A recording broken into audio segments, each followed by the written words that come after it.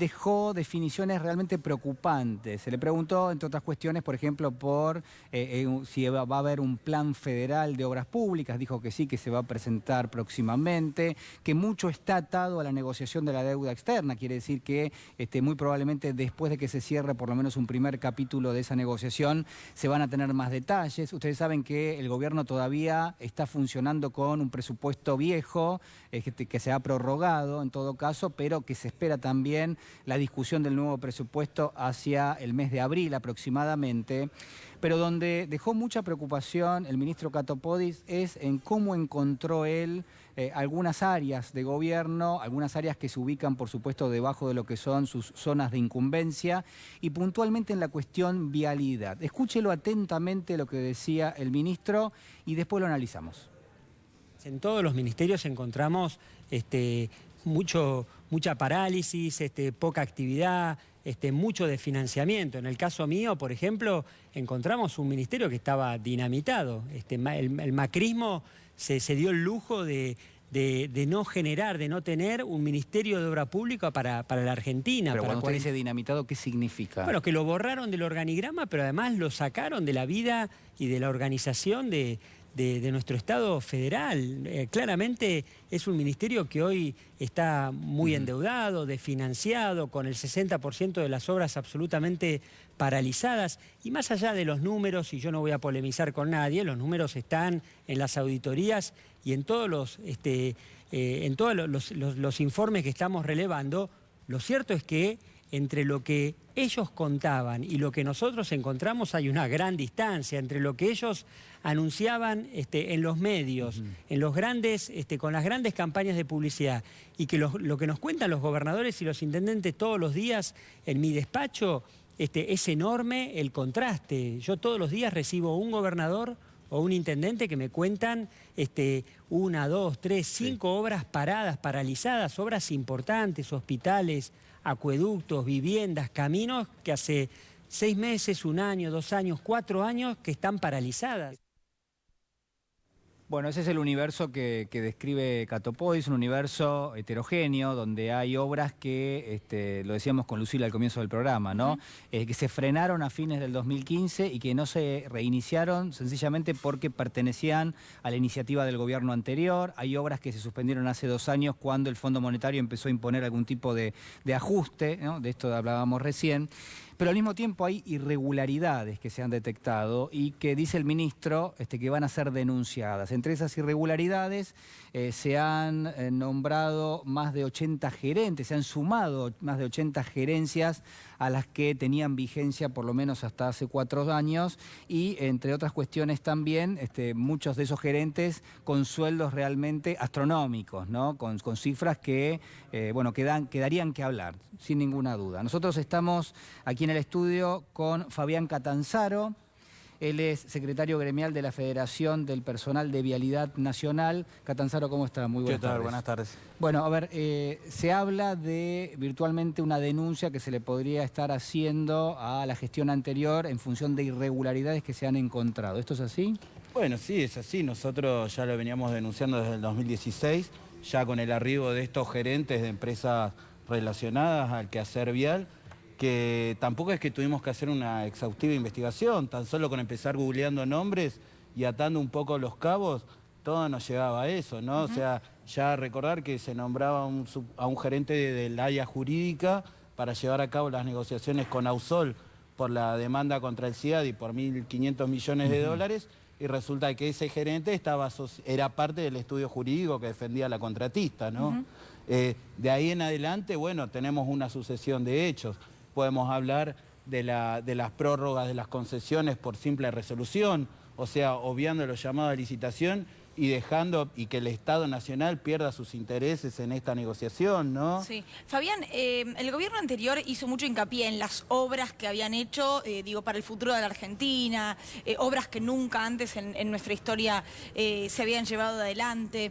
¿Cómo fue el trabajo de los empleados de Vialidad Nacional? ¿Y qué obras ustedes pueden decir, bueno, esto se hizo y vale la pena o no pasó nada? Bueno, mirá, nosotros lo que se vino acá, se vino con un plan faraónico, un famoso plan vial federal, que hay que destacar que recién lo terminaron aprobando en noviembre del año 2019.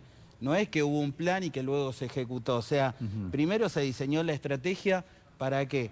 Para entregar el negocio a las empresas contratistas con la participación público-privada, que es con la pata financiera, ¿no? Es un gran negocio financiero, como lo dijo el ministro y como lo viene diciendo el nuevo administrador de Vialidad. Digamos, acá el entramado es más complejo porque se arma todo para estos mecanismos de gestión que venían a suplantar las concesiones, pero que al final terminan siendo muchísimos más caros para todos los argentinos. Para poner un solo ejemplo, en una obra de repavimentación, por el sistema tradicional de obra pública nos sale $200.000 por kilómetro, mientras que por las PPP nos sale casi $1.300.000, ¿no? Entonces, y así tenemos valores multiplicados por 3 o por 4, esos valores, comparando obra pública al sistema PPP. Esos valores no fueron aplicados todavía, sino que están dentro de este proyecto. Están dentro del esquema de financiamiento de la participación público-privada, que es la etapa 1, que fue la que se licitó, y hoy estamos en menos de un 2%, un año y medio después, estamos menos de un 2% de ejecución real, ¿no? Y con estos costos que nosotros ya se había anunciado cuando se replicaba la experiencia de Europa, ¿no? De un costo inicial de 5.600 millones de dólares, al día de hoy están aproximadamente 10.000 millones con este grado de avance, o sea, nulo. A ver si, señor productor, a ver si podemos sumar el tuit que dio a conocer hace 2 días aproximadamente el ex ministro, exactamente, Dietrich, exactamente, porque él ahí hacía un resumen, yo creo recordar que él decía, bueno, primero que el ministro Catopodis está mal informado, pero en segunda instancia lo que decía es, se terminaron 700 kilómetros de nuevas autopistas y más de 16.000 kilómetros se hicieron ponía el exministro, de repavimentación, ahí está, 16.000 kilómetros de repavimentaciones y pavimentaciones, ¿no?